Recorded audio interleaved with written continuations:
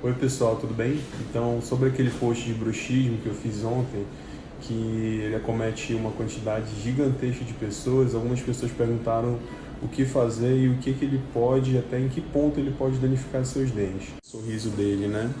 Então, isso pode causar bruxismo, o apertamento e o bruxismo pode causar na sua boca. Então, cuidado sempre é importante. Olha, o bruxismo e apertamento, ele destruiu os dentes dele e a gente veio e fez todas essas lentes, modificou toda a boca desse paciente até chegar num ponto que, obviamente, ele rejuvenesceu.